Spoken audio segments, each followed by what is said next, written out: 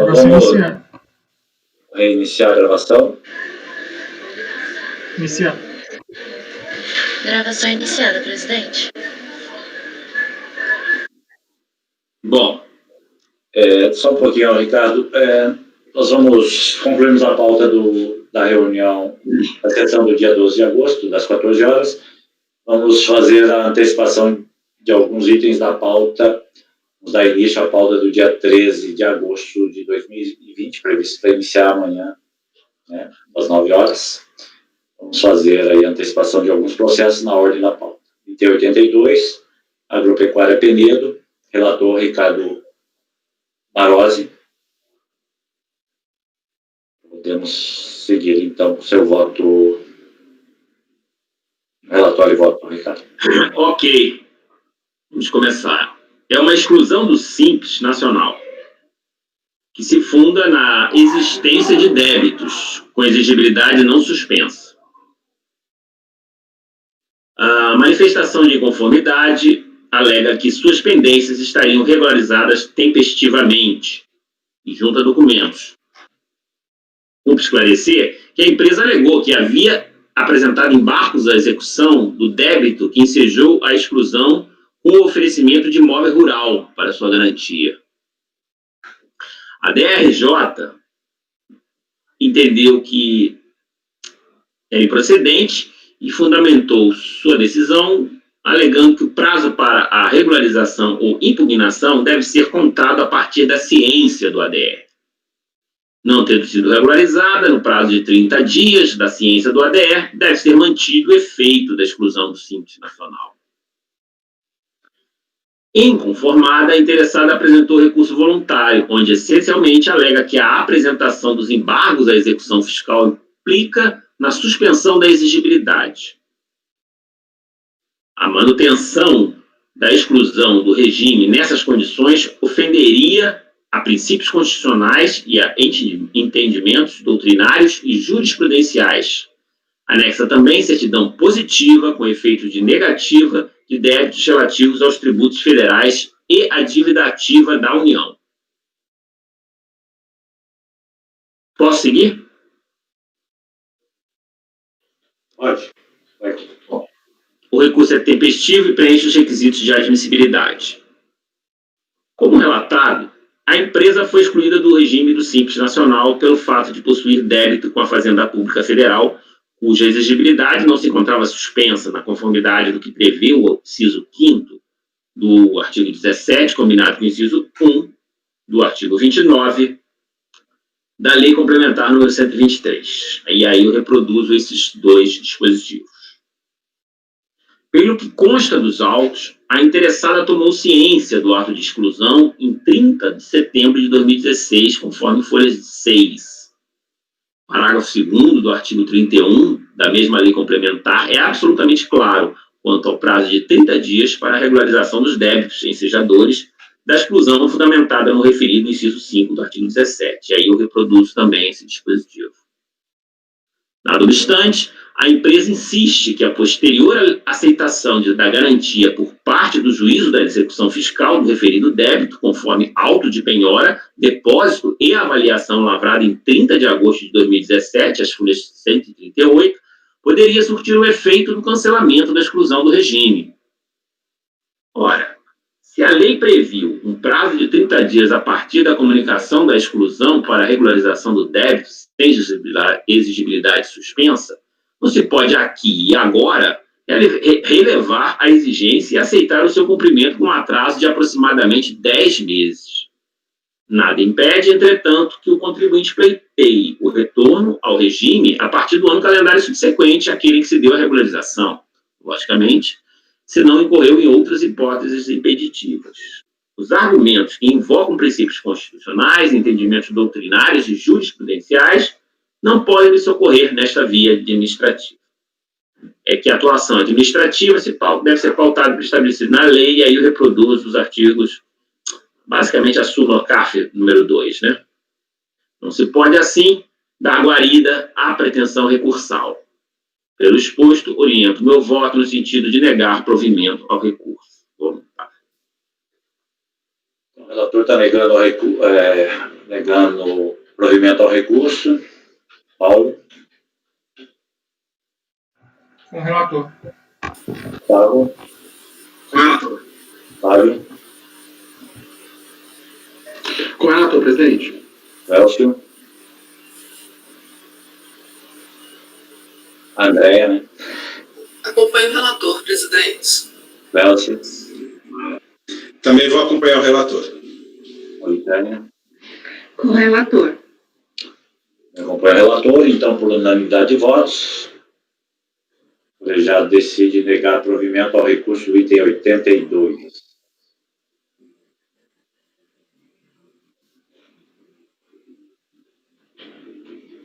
Item 83, agrosolo, comércio e representações, relator, conselheiro Cleucio Nunes. Vamos lá, Cleucio. Eu estou passando foto para a pasta, presidente, só um segundinho. Eles tinham todos colocados lá. Você modificou? É que caiu a minha conexão. Você modificou? Não, esse não. Esse não, ele não passou. Lá na pasta. Já estava na pasta. Não, esse não passou. Esse não passou, Paulo. Lembra que eu fiz um ajuste? Esse era da pauta de amanhã, né? Então, eu coloquei só da pauta de hoje. Já está aqui na pasta. Então ele acusou aqui. Mas eu não consigo. Então, ele acusou aqui que tinha interrompido porque a minha conexão tinha caído. Você está conseguindo abrir? Sim. Normal. Então foi. Você não deve ter conseguido abrir porque estava buscando da pasta T, e aí caiu sua conexão, mas ele já está na pasta. Então, se todos estão, posso... Mas eu não consegui abrir, não. Tá dando erro. Então, vou passar outra vez. Tá? Está tentando abrir direto na pasta? Pode ser que alguém tenha aberto antes, aí dá erro. Não, eu abri na pasta T, não, presidente. Eu abri todos na pasta T direto. Hoje. Tá dando erro. Já está indo. O meu tá dando erro também. É que eu Você conseguiu abrir, Paulo? eu copiei pro meu HD, né? Eu não abro nunca. Tá, eu não copiei. Eu nunca abro na pasta T. Eu vou passando outra vez, mas ele está... Eu vou copiar então para minha pasta aqui, ué. Eu também copio para minha pasta, fica mais fácil, né, de abrir. Desculpa, eu tinha copiado para minha pasta T, abri aqui.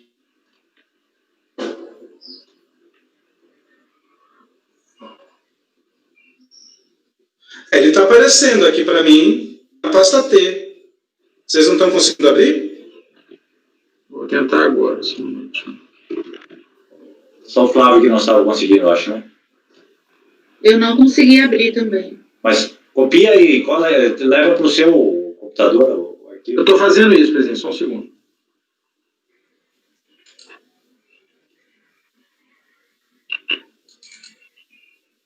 Só se o arquivo corrompeu nesse período. Que eu copiei ele aqui para minha pasta e não consegui abrir. Se ele está copiando o arquivo original, porque às vezes estiver aberto lá na pasta e copiar a extensão, ele não abre mesmo. Ué, o que eu tenho que fazer então? Não, você tem que copiar o arquivo base, não o que estiver em aberto. É isso que eu estou falando. Não, sim, isso eu fiz, presidente, com certeza. Quer que eu coloque na minha pasta ele lá? Se você quiser tentar, Paulo, eu não consegui abrir aqui não.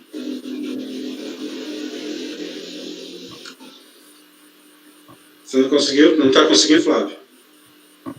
Vou tentar aqui mais uma vez, mas não está aí não. Eu vou tentar Tá passar dando outra vez, mas erro tem... do hoje eu tentar abrir o arquivo, não está dando. Tenta pôr o seu aí, Paulo, vou tentar na sua plataforma.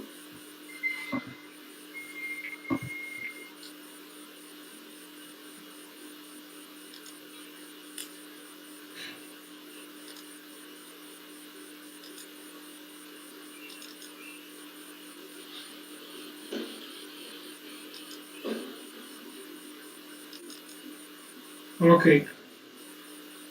Estou tentando aqui, né?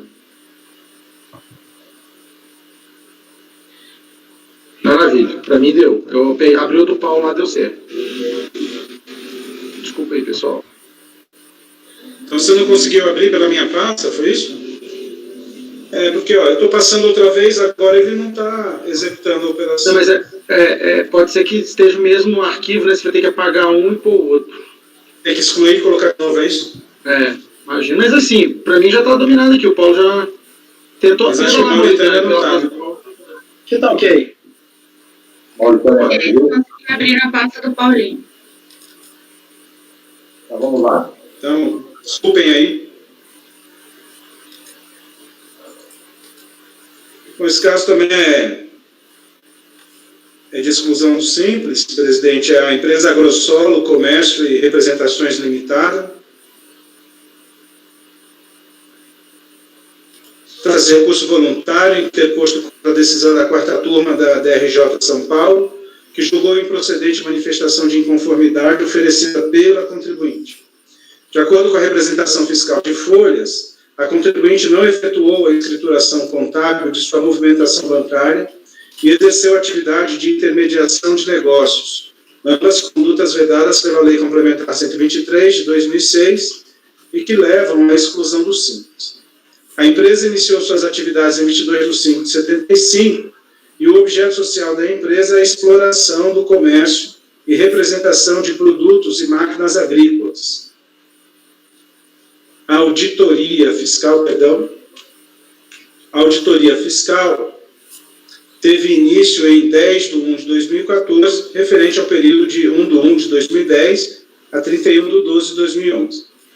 Intimada para apresentar diversos documentos, a empresa não entregou os demonstrativos e faturas de cartão de crédito. Segundo ainda a fiscalização, no período entre 2009 e 2011, a contribuinte teria emitido notas fiscais de vendas comissionadas, atividade vedada pela legislação do Simples. Tais notas tiveram como tomadoras de serviços as empresas Votorantim Cimentos S.A. e Calcário Triângulo Indústria e Comércio Limitado. Intimadas sobre os fatos, tais empresas, os respectivos contratos de representação comercial e os valores de comissão por vendas, aqui a redação não está muito boa, as empresas foram intimadas para comprovarem a relação que elas tinham com a recorrida. É isso, né? Intimadas sobre tais fatos, essas empresas, né? Para apresentarem os respectivos contratos de representação comercial e os valores de comissão por venda. A empresa foi também intimada para comprovar pagamentos realizados por meio de cartões de crédito. Sobre o assunto, esclareceu que realizou o contrato verbal de representação de vendas com a empresa e Orlando Ross, ajustando valores em centavos de reais por quilo. Intimada sobre os fatos, a empresa Orlando Ross informou que os contratos em questão, que o contrato em questão, se referiu à corretagem de sementes e que a recorrente exercia atividade de intermediação de negócios entre produtores rurais, compradores das sementes e a Orlando Ross, fornecedora. Sobre o ponto, assim se manifestou a representação fiscal. Por outro lado, intimamos a empresa Orlando Ross, que informou que o tipo de relação comercial mantida com a Agrosolo caracterizava-se por corretagem de sementes e que os pagamentos a título de comissão eram efetuados pelos compradores, ou seja, a Agrosolo intermediava negócios entre o comprador, produtores rurais, e o vendedor, Orlando Ross, realizando pedidos junto aos compradores, recebendo os pagamentos dos pedidos, transmitindo os pedidos ao vendedor, efetuando os devidos pagamentos ao vendedor, contratando frete e, por fim, auferindo receitas resultantes das diferenças entre preços constantes dos pedidos dos compradores e os preços de vendas da Orlando Ross, mais os preços dos fretes. Com base nesses fatos, considerou que a empresa incorreu na vedação prevista, volto eu ao relatório, né? Com base nesses fatos, considerou que a empresa incorreu na vedação prevista no artigo 1711 da Lei Complementar 123 de 2006, combinado com o artigo 12.22 da Resolução GSN 4 de 2007. Quanto à movimentação bancária, A representação explica que a contribuinte não contabilizou nos livros caixa de 2010 e 2011 sua movimentação bancária, no que infringiu o disposto no artigo 26, inciso 1 e 2, e parágrafo 2º da Lei Complementar 123 de 2006, combinado com o artigo 3º da Resolução CGSN 10 de 2007. Invocou também o artigo 29.8 da Lei Complementar 123 de 2006, que prevê a exclusão de ofício do optante pelo Simples, em que, quando não for possível identificar a movimentação bancária da empresa optante. Com relação à atividade vedada, a fiscalização salientou que era dever da contribuinte, nos termos do artigo 28 da Lei Complementar 123 de 2006, solicitar sua exclusão do sistema simplificado. Não o fazendo, como não fez, compete à administração tributária determinar a exclusão de ofício nos termos do artigo 29.1 da Lei Complementar. Quanto aos efeitos da exclusão, explica que no caso da infração de atividade vedada, conforme o artigo 31.2 da Lei Complementar 123 de 2006, os efeitos retroagem para a partir do mês seguinte da situação impeditiva até o último dia do ano calendário em que a infração deixou de existir, o que no caso dos autos se daria de 1º de 2010 a 31 de 12 de 2011. No tocante à não identificação da movimentação bancária, o artigo 29.8, combinado com o parágrafo 1º da mencionada lei, determina que a exclusão retroaja ao mês em que se deu a irregularidade, ficando a empresa impedida de optar pelo Simples nos próximos 3 anos calendários seguintes. Assim, a exclusão se daria de 1 de 2010 a 31 de 12 de 2012. Nestes termos, foi proposta a exclusão do Simples, o que foi acolhido pelo ato declaratório 31 de 30 de 10 de 2014, exarado quanto ao essencial, nos seguintes termos, e aqui eu reproduzo o ADE naquilo que é essencial, que é exatamente o objeto dele, a exclusão da empresa do Simples. A contribuinte apresentou manifestação de inconformidade de folhas, alegando, em síntese, nulidade do ADE por violação à ampla defesa, por não ter sido intimada entre a representação fiscal e a expedição do ato. No mérito, argumentou que não poderia ser excluída do Simples por não identificação da movimentação bancária, pois a interpretação adequada do inciso 8º do artigo 29 da Lei Complementar 123 conduz à conclusão de que a vedação se aplica à inexistência de livro caixa. Quanto ao outro motivo da exclusão, sustentou que não pratica atividade vedada, mas sim de representação comercial. A DRJ afastou a preliminar, pois não há previsão legal da intimação postulada pela contribuinte, e no mérito manteve a regularidade do ADE, pois as hipóteses legais de exclusão restaram devidamente configuradas. A recorrente interpôs recurso voluntário de florestais, rebatendo a decisão, porém repisando os argumentos da manifestação de inconformidade. O processo foi distribuído para a minha autoria e esse é o relatório. Aqui é isso, ela foi excluída do Simples porque ela exercia a atividade vedada, que é a de corretagem, e não exatamente de representação comercial, como ela alega e que consta dos seus estatutos sociais. Vamos ao voto. O voto? Bom, admissibilidade do recurso, o recurso é tempestivo, eu fiz a análise das datas, está dentro do prazo, a matéria é de competência do colegiado, representação processual está adequada, assim, o recurso é tempestivo e preenche os requisitos de admissibilidade, razão pela qual deve ser conhecido. Mérito. Não foram arguidas preliminares de nulidade, razão pela qual passo a apreciar diretamente as questões de mérito. A questão central, conforme narrado nos fatos, reside na exclusão de ofício da recorrente do regime do Simples Nacional, com fundamento nos artigos 17, 12 e 29, 1 e 8 da Lei Complementar 123 de 2006, conforme se verifica do ADE 31, de 30 de 10 de 2014. Os motivos da exclusão de ofício são os seguintes. 1. Não identificação de movimentação bancária no livro caixa da contribuinte, Lei Complementar 123, 96, artigo 29, 1 e 8º, e exercício de atividade vedada, consistente em intermediação de negócios. Lei Complementar, artigo 17, inciso 11. Conforme se verifica da representação fiscal de folhas tais, que levou ao ato de exclusão, a recorrente foi intimada para apresentar sua movimentação bancária, pois esta não estava contabilizada no livro caixa entregue no curso da fiscalização, referente ao período de 1 de 2010 a 12 de 2011.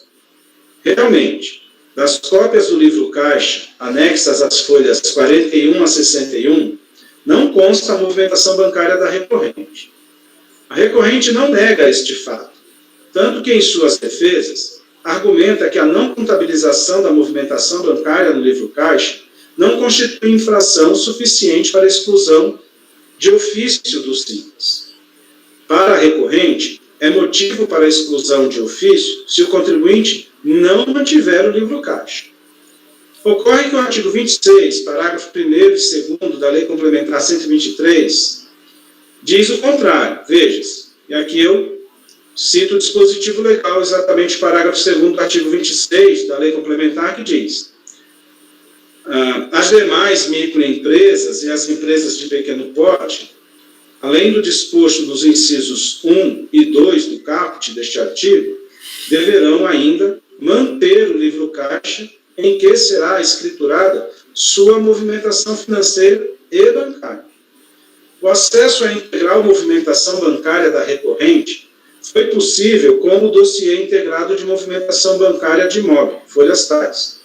O acesso a tais informações é possível, pois o artigo 6º da Lei Complementar 105 de 2001 dá condições para isso, desde que haja procedimento administrativo instaurado e necessidade de tais informações, como no caso concreto, e aqui eu reproduzo o conhecido artigo 6º da Lei Complementar 105. O dispositivo legal em questão, apesar do seu caráter controvertido em razão da possível ofensa ao artigo 5º, inciso 10, que protege o sigilo de dados bancários, foi legitimado pelo STF no julgamento da ADI 2859 e apêndices.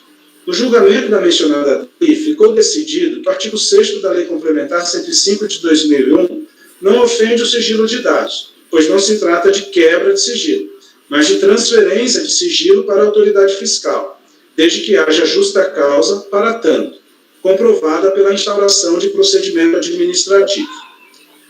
Posteriormente, o assunto foi objeto de recurso extraordinário, que resultou no tema de repercussão geral 225, com o seguinte verbete: o artigo 6º da Lei Complementar 105 de 2001 não ofende o direito ao sigilo bancário, pois realiza a igualdade em relação aos cidadãos, por meio do princípio da capacidade contributiva, bem como estabelece requisitos objetivos e o translado do dever de sigilo da esfera bancária para a fiscal. Volto ao voto.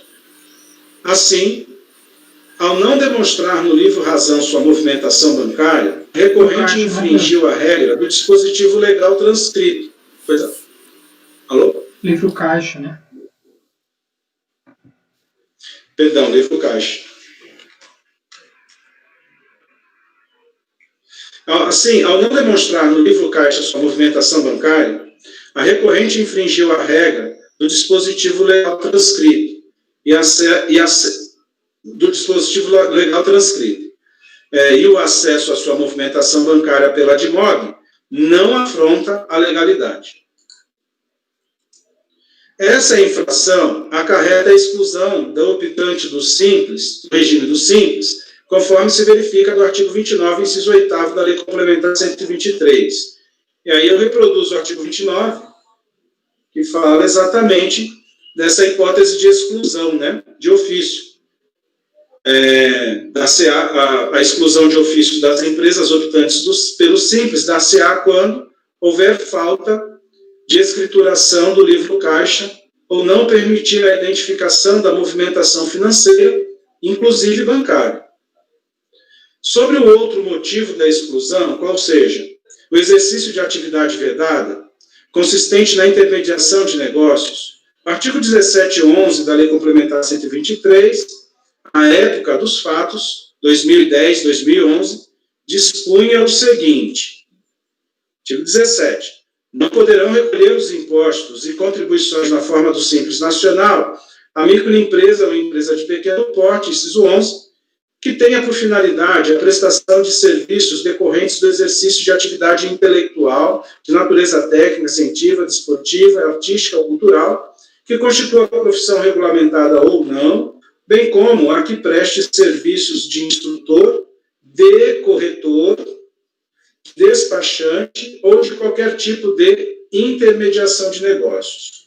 Só para registrar que esse dispositivo ele foi posteriormente revogado pela Lei Complementar 147, mas à época dos fatos ele estava em vigor.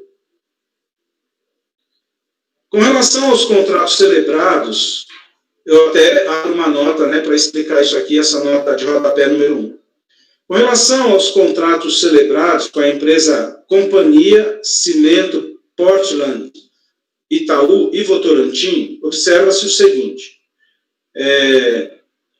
o contrato de folhas tais, celebrado entre a recorrente e a empresa Companhia Cimento Portland, Itaú, incorporada pela empresa Votorantim Cimentos Limitada, protocolo de incorporação folhas tais, demonstra claramente que se trata de contrato de representação comercial, o que, aliás, constitui um dos objetos do contrato social da recorrente. As obrigações da contratada, a grossolo, que é a recorrente, e a remuneração por comissões constantes das cláusulas 5 e 7 do contrato são típicas de contrato de representação comercial, regulado pela Lei 4886 de 65, cujo objeto não é vedado pelo inciso 11 do artigo 17 da Lei Complementar 123. Intimada para comprovar o tipo de contratação entre a recorrente e a empresa Calcário Triângulo Indústria e Comércio Limitada, esta esclareceu que possui contrato de representação comercial com a recorrente e juntou o relatório de comissões folhas tais. Quanto à relação comercial com a empresa E. Orlando Ross, a recorrente alegou que não possuía contrato escrito com a companhia. A empresa E. Orlando Ross, por sua vez, depois de intimada, esclareceu que a relação comercial com a recorrente era de, abre aspas, corretagem de sementes, conforme se observa no documento de folhas 486. Aqui acho que vale a pena a leitura do documento, porque ele deixa bem claro isso.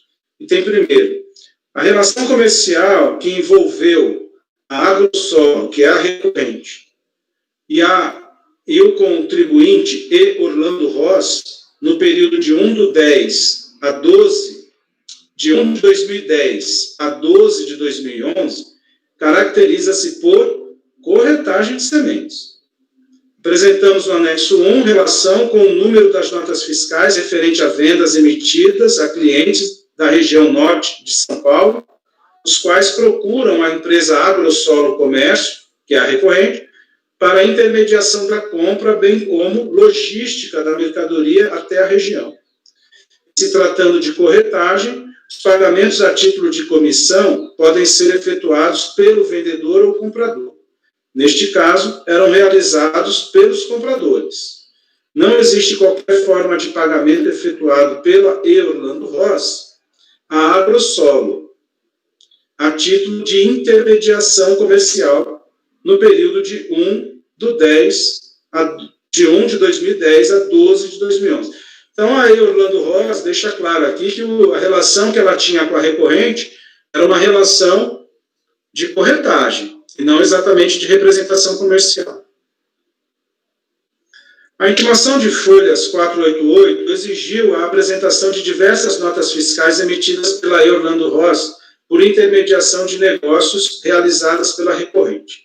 Tais notas foram juntadas às folhas tais, tendo como destinatários diversas pessoas, sendo que a natureza da operação era de venda de mercadoria adquirida ou recebida de terceiro. Vê-se, portanto, que tais notas não representam uma venda direta aos destinatários, tendo a empresa Orlando Ross declarado que se tratava de intermediação feita pela recorrente. As provas trazidas aos autos dão conta de que a relação comercial entre a recorrente e a empresa Orlando Ross era de corretagem ou intermediação de negócios, na medida em que vendia sementes produzidas pela Orlando Ross a terceiros, recebendo um valor fixo por quilo de semente vendida. Observe-se que, na essência, os contratos de corretagem e de representação comercial não são diferentes, pois ambos regulam intermediações de negócios com pequenas diferenças. No contrato de corretagem celebrado com a Orlando Ross, a recorrente era contratada para fazer a intermediação do negócio entre o comprador e a Orlando Ross, responsabilizando-se pela logística, inclusive. No contrato de representação, o objeto era realizar a venda dos produtos em nome da representada, como no caso da Companhia de Cimentos Portland Taú, que é a Votorantim, incorporada pela Votorantim. Neste sentido, dispõe a cláusula 5.1 do contrato.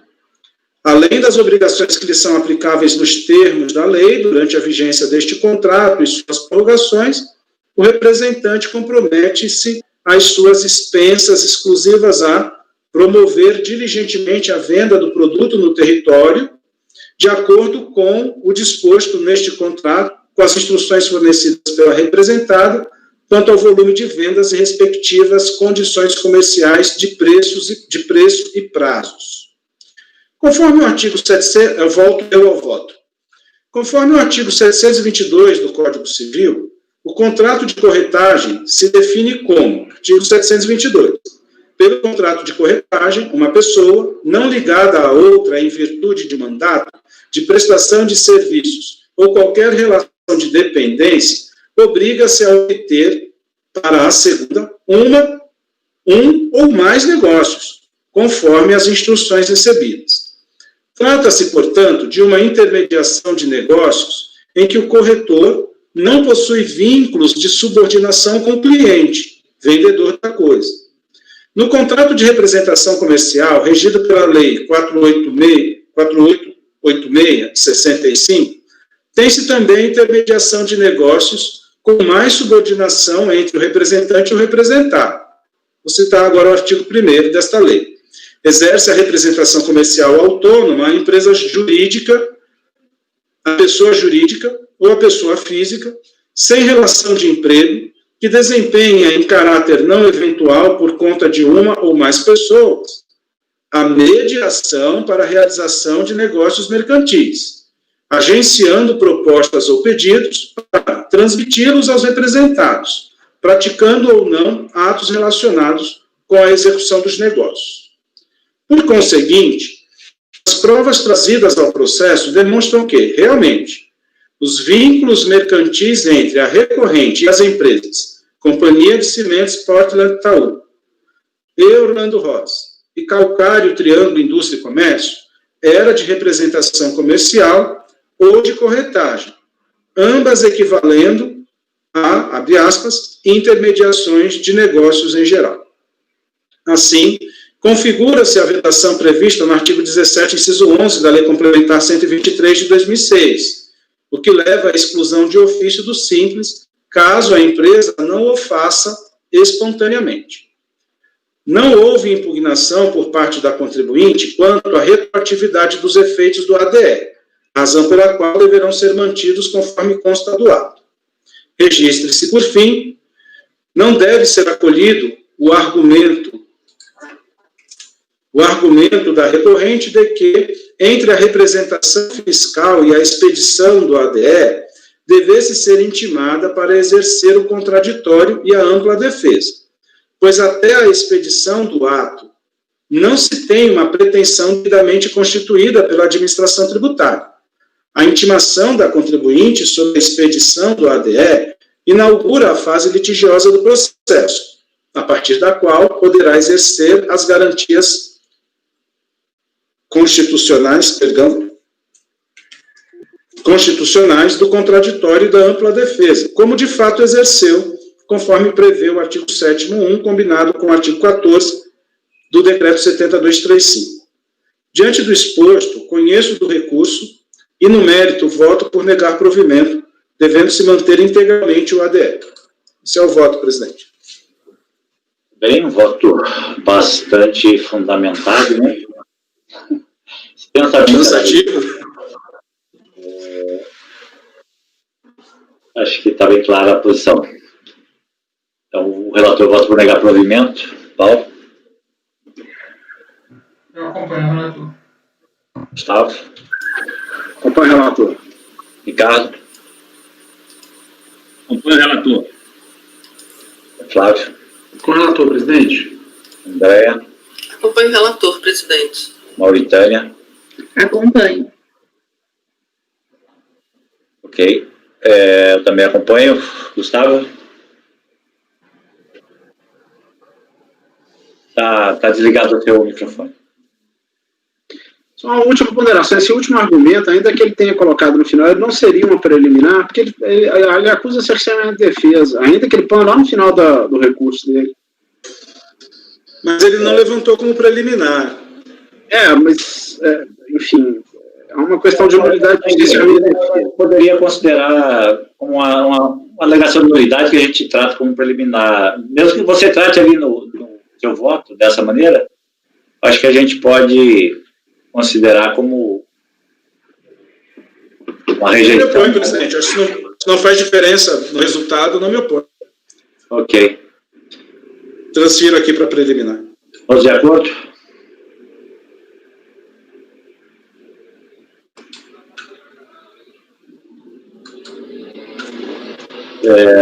Próximo. Só para deixar claro, eu falo isso, Cleuso, não é puxatura, não, é porque não custa nada a empresa pôr embargo de declaração sobre o argumento que se não for preciso. Vou pôr, em vez de preliminar, como ele fez no final, rejeitar a alegação de nulidade.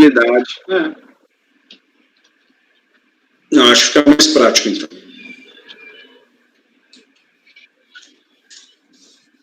Estou fazendo a alteração. Ricardo, você disponibilizou o item 84, América? Vamos fazer mais esse também, presidente? Só tá com gás aí. Pois é, também está todo mundo Só eu que relato? Vamos lá. Você quer dar um tempo no relato? Quer que eu leia, Ricardo? Não, prefiro ler, mas... Vamos passar para André relatar o 89. Não? Posso relatar? Relatou vários processos, hoje deve estar cansado. Vamos... Mas não pode pular? Ou... Antecipação, né? Ô, gente, vocês estão com gás danado hoje, hein? Vou te contar. Eu leio o meu, então. O meu já está na pasta, tá? 89. Fazer mais os dois aí, da André e do Cleuso. O cara está cansado e a gente encerra por hoje.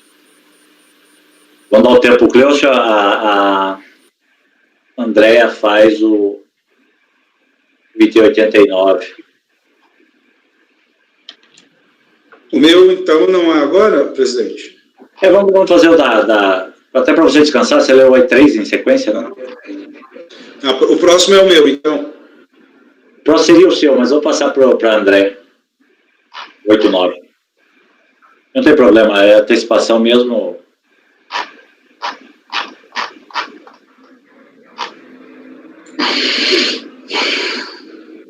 Vamos lá, André?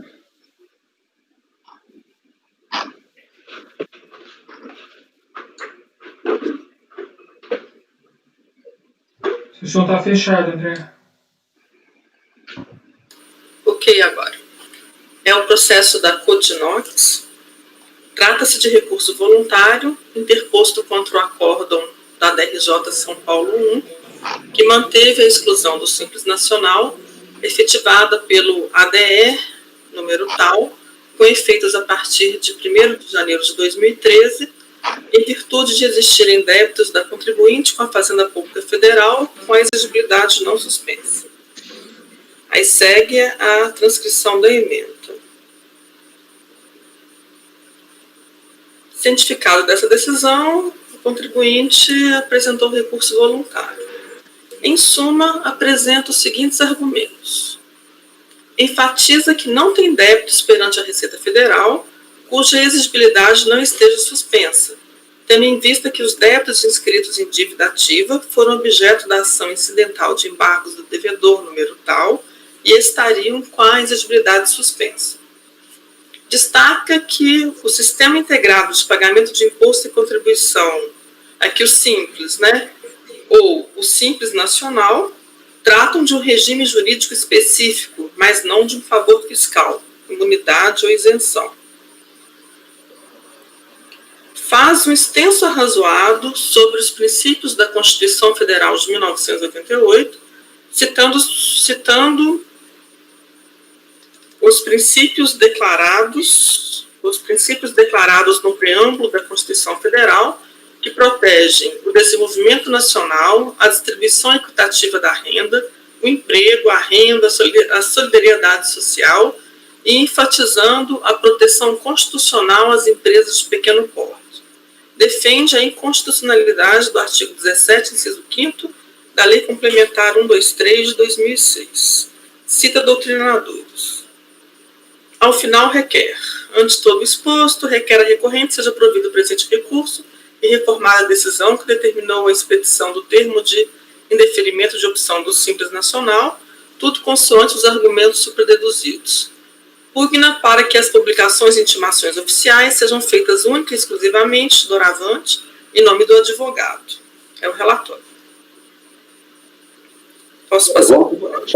Essas citações e tal que você for fazer, pode, né, não precisa ler cada item. Né? Ok, posso rever isso. Não precisa ler, pode manter, é só a questão da leitura. Ah, você gostaria que lesse? Ah, não precisa ler. Que não é necessário. Assim, aquelas que são meramente para reforço. Perfeito. Então, eu tomo conhecimento do recurso voluntário por ser tempestivo e por preencher os requisitos de admissibilidade. Mérito. O litígio é decorrente do ato de exclusão do Simples Nacional, com efeitos a partir de 1º de janeiro de 2013, em virtude da existência de débitos com a Fazenda Pública Nacional com a exigibilidade não suspensa. Primeiramente, cabe esclarecer que o Simples Federal, instituído pela Lei nº 9.317 de 96, diverge do Simples Nacional, regulamentado pela Lei Complementar nº 123 de 2006, e objeto dos presentes autos, porque ele faz uma confusão ali na defesa dele. Em sua defesa, a contribuinte defende que o Simples Nacional seria um sistema específico único e não um favor fiscal. Faz um extenso arrazoado sobre os princípios da Constituição Federal, citando, conforme eu já li lá no relatório. Essa discussão ele já tinha sido apresentada no acórdão da DRJ. E eu reproduzi aqui porque eu verifiquei que teve uma decisão do STF que declarou exatamente sobre a questão da constitucionalidade do artigo 17.5 da Lei Complementar, que ela foi emitida logo depois que a defesa da contribuinte foi anterior a essa decisão. E ela foi tratada no acórdão da DRJ, eu reproduzi por esse motivo, só para poder ilustrar. Porque, na verdade, essa questão da inconstitucionalidade do artigo 17 da lei, a gente não se manifesta. Eu só trouxe esse pedaço da decisão da DRJ porque ela foi tratada, já tinha uma decisão definitiva no âmbito do STF. É só reproduzir.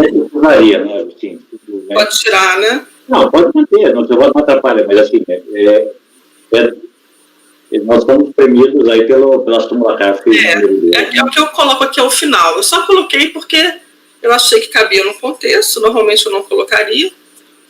E eu coloco aqui no final. Adicionalmente, por ser matéria de atribuição exclusiva do Poder Judiciário, os órgãos julgadores administrativos não detêm competência para apreciar eventuais vícios de inconstitucionalidade que poderiam estar presentes nas leis e normas que fundamentam o ADE, que determinou a exclusão da empresa do Simples Nacional, por ter sido constatada a existência de débitos com a Fazenda Pública Nacional com a exigibilidade não suspensa.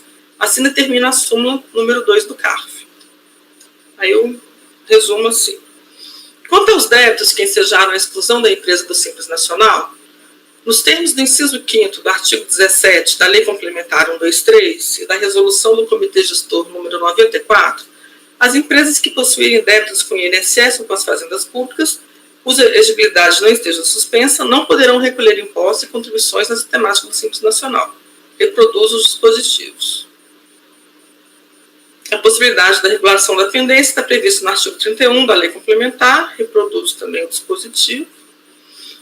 No recurso apresentado, a contribuinte declara que não teria débitos perante a Receita Federal, cuja exigibilidade não estivesse suspensa, tendo em vista que os débitos inscritos em dívida ativa foram objeto da ação incidental de embargos do devedor número tal, e estariam com a exigibilidade suspensa. Não procede tal alegação. Conforme consta nos autos, folha 141, os débitos motivadores da exclusão da empresa do Simples Nacional são compostos por débitos não previdenciários na Receita Federal e não previdenciários em cobrança na PGFN.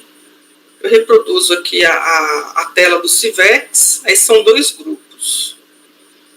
De plano, verifica-se que a interessada não questiona o débito não previdenciário na Receita Federal no valor de R$ 500, nem traz provas de que a pendência, já estava regularizada, deixa eu só marcar aqui, de que a pendência já estava regularizada no prazo limite previsto em lei. Por si só, tal constatação é suficiente para manter a decisão que excluiu a empresa da sistemática do Simples Nacional. Quanto aos débitos não previdenciários, em cobrança na PGFN, pesquisa efetuada no site da internet do TRF4, em julho de 2020, confirma que a recorrente opôs embargos à ação de execução fiscal, processo número tal. A última decisão no âmbito da ação de execução fiscal, número tal, foi proferida em 8 de junho de 2020 e diz respeito à expedição do mandado de reavaliação, que foi suspensa até o julgamento definitivo dos embargos à execução, número tal. No entanto, pela análise da ação de execução fiscal e dos embargos opostos, verifica-se que não há medida judicial, liminar ou não, dirigida à União, com pedido de antecipação de tutela ou qualquer outro tipo de ação que pudesse suspender a exigibilidade do crédito tributário quanto aos débitos inscritos em dívida ativa da União. Portanto, os débitos que motivaram a exclusão da empresa do Simples Nacional não foram regularizados, nem se encontravam com a exigibilidade suspensa no prazo limite previsto em lei. Dessa forma, deve ser mantida a exclusão da empresa da sistemática de apuração pelo Simples Nacional. Em relação à intimação do advogado, eu cito a súmula CARF número 110. Aí, diante do exposto, voto por negar provimento ao recurso voluntário, mantendo-se a decisão recorrida. A relatora está negando provimento, influenciando ali a existência de débitos que impediam, né, a manutenção. Paulo?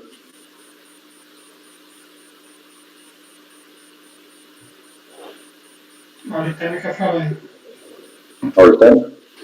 Só uma dúvida que eu tenho. Eventual efeito suspensivo atribuído aos embargos, interrompendo o curso da ação executiva, não teria nenhuma influência, né, em relação a esses débitos.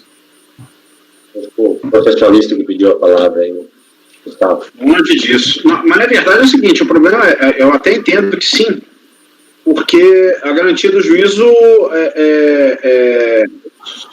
permite a expedição de certidão positiva com efeito de negativa, que tem os mesmos efeitos da certidão negativa.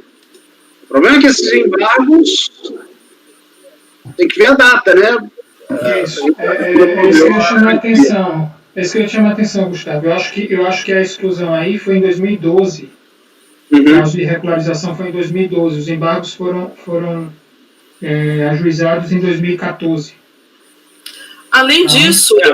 O ajuizamento em si só indicia que houve a garantia do juízo 30 dias antes. Então, assim, a priori... Gustavo, demais. Hoje, a garantia te dá acesso à CND, mas não suspende a atividade. Então, né? Pelo menos, cara, se você for parar para pensar, você tem direito a certidão positiva com efeito negativo. Você está pedindo a palavra há algum tempo e está sendo atravessado aí, por favor, vamos Você vai. Estou explicando a minha posição. Não, tudo bem. Você estava com a palavra e Flavinho, professor. Pode concluir, Gustavo. O negócio é o seguinte, Flavinho. Você tem certidão positiva com efeito negativa. Ela é certidão negativa para todos os fins. Ela induz, e você tem uma garantia do juízo da execução. Você dizer que essa garantia é insuficiente para suspender a exigibilidade do crédito, equivaleria a dizer que uma empresa que tem uma execução fiscal em curso não pode renovar o pedido de opção dele enquanto a execução estiver correndo.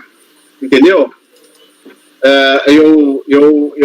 Para mim, me parece haver claramente aí uma impossibilidade de se impedir essa opção enquanto o juízo da execução estiver garantido.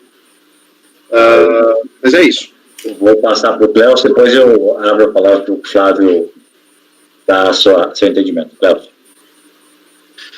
Não, presidente, foi isso mesmo. Eu ia pedir esclarecimento para a relatora, né, para a André, embora isso conste lá do relatório, que o que me pareceu, né, pela alegação do contribuinte, é que, de fato, o débito estava com exigibilidade suspensa em razão da oposição dos embargos. Os embargos, eles têm o poder de suspender, não exatamente a exigibilidade do crédito tributário, mas permite a expedição da certidão, conforme o artigo 206. Então, acho que a discussão aqui é saber se, de fato, esse crédito estava ou não com exigibilidade suspensa em razão dos embargos. Em princípio, salvo outras questões, me parece que estava suspensa a exigibilidade. Se ele opôs embargos, está discutindo. A Justiça ainda não definiu se, de fato, o crédito tributário procede ou não. E é isso que eu queria esclarecer, mas o Paulo está dizendo que os embargos foram opostos depois do ato de exclusão? Eu retirei... André, espera só um pouquinho. Claro. Eu só tenho uma colocação dentro que o Gustavo e o Cleuso colocaram. Os embargos suspendiam a exigibilidade de forma automática até as últimas alterações no Código de Processo Civil. Posteriormente às alterações do Código de Processo Civil, eu entendo que a garantia do juízo, ela garante ao contribuinte a expedição do CND, como muito bem colocado pelo Cleuso ali, nos termos do 206 do CTN. Mas a suspensão da exigibilidade do crédito hoje, ela não acontece de forma automática com os embargos. Há que se ter um provimento jurisdicional, uma liminar, uma antecipação de tutela nos embargos para suspender a exigibilidade. Tanto que isso houve uma discussão muito grande no meio acadêmico na época, quando o contribuinte garantiu o juízo e propunha os embargos e não tinha suspensão garantida pelo juiz, ele poderia ter os bens, por exemplo, que ele garantiu o juiz, leiloados, porque não estava suspenso a exigibilidade do crédito e muito menos a execução. Eu tenho muita dúvida com relação a esse entendimento. Mas, no caso prático aqui, que a gente está analisando, o Paulo trouxe a informação que os embargos foram postos posteriormente, aí eu concordo, não tem nem como discutir que a época em que houve a exclusão não teria suspensão de exigibilidade. Eu tenho uma ressalva com relação a esse entendimento, mas depois a gente discute isso, tá? Então, ontem, quando eu fiz a minha revisão, eu retirei umas telas que eu acho que são importantes. Se os senhores não se importarem, eu coloquei o voto anterior, quando eu retirei essas telas, que ele detalha um pouco mais essas decisões judiciais. Aí, se vocês não se importarem de abrir, aí eu explico melhor. Um pouquinho, André. Deixa eu passar a palavra aqui, para a gente ver se é necessário olhar... Tem a Vitória, o Paulo e o Cléo querem falar. Vamos no debate primeiro, espera um pouquinho. É porque traz exatamente os detalhes da ação judicial, aí contextualiza. Inclusive os embargos, ok? Perfeito. De repente a gente já esclarece aqui, Paulo. O ato declaratório ele foi de 3 de setembro de 2012. Tá? E os embargos à execução eles foram autuados em 18 de março de 2014. Então, assim, acho que essa discussão acerca dos efeitos aí dos embargos, eu acho que morre aí nesse caso, né? Não valeria nem a pena. Não, presidente, é isso. Com esse esclarecimento, eu retiro também a minha objeção, que era unicamente sobre isso, a data do ajuizamento dos embargos de execução, em que pese a ponderação do Flávio, mas a gente pode discutir depois, Flávio, mais uma discussão acadêmica. Eu acho que prevalece a lei de execução fiscal sobre o CPC, mas isso é uma outra questão. Mas com esse esclarecimento, realmente, não estava com a exigibilidade suspensa. Ok. Acho que não é necessário, André, então a gente... Perfeito. Mas se alguém tiver curiosidade, ali tem esses detalhes sobre a ação judicial, eu vou deixar disponível, e tem também essas datas. Porque, de qualquer forma, nesse processo, de qualquer maneira, aquele primeiro débito de R$500 da Receita Federal, ele não foi sequer contestado. Então, só por isso deve ser mantida a exclusão. Né? Em relação a se vocês tiverem curiosidade sobre a ação judicial, eu coloquei esse adendo para quem quiser verificar, e vou acrescentar no meu voto, que eu fiz a revisão ontem e achei que era desnecessário. É isso, é como voto, eu voto pela manutenção da exclusão. Está esclarecido, nós estamos gastando muita vela com um pouco de... Paulo. Não, eu só ia sugerir, André, então, que você, assim, passasse ao largo disso. Você pode até citar do jeito que você citou, mas ressalvar que a margem dessa discussão acerca dos efeitos ou não, da suspensão ou não da exigibilidade pela interposição dos embargos, que eles só foram ajuizados em 2014 e o ato declaratório foi emitido em setembro de 2012, porque aí afastaria essa discussão, né? Aproveita e volta, Paulo. Oi? Aproveita e volta. Tá, então, desde que isso fique esclarecido, eu acompanho o relator, né? Porque, assim, eu tenho dúvida quanto a essa questão dos efeitos aí do embargo. De fato, assim, a discussão sobre se suspende a exigibilidade, se suspende apenas... Pelo que viu que os embargos eram posteriores e que tinha superado a questão. Né? Isso. Então, é isso que eu estou dizendo. Se isso daí não constasse do voto, aí valeria essa discussão, né? Mas constando, eu acompanho o relator. Vai constar, então, relatora? Sim. Gustavo? Relatora, presidente. Ricardo? Relatora. Flávio? Relator, presidente. Lélcio? Presidente, eu também me associo ao que o Paulo disse, né? Constando esta ponderação, né, sobre a data do ajuizamento dos embargos de execução, eu acompanho a relatora.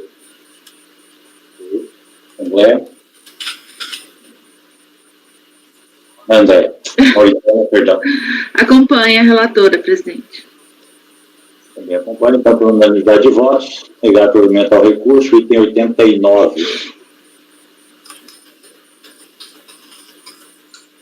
São 17h40, vocês ainda querem seguir? Vamos parar, né? Tá bom, né? Tem que me preparar para o clássico da rodada. Boa. Prepara que hoje vai ser difícil. Vai ser uma surra. Corinthians está sem 5 titulares. Da parte da manhã, 3 processos. Amanhã são... Não vai cantando vitória não, hein? Corinthians, mesmo sem 5 titulares, vira o jogo.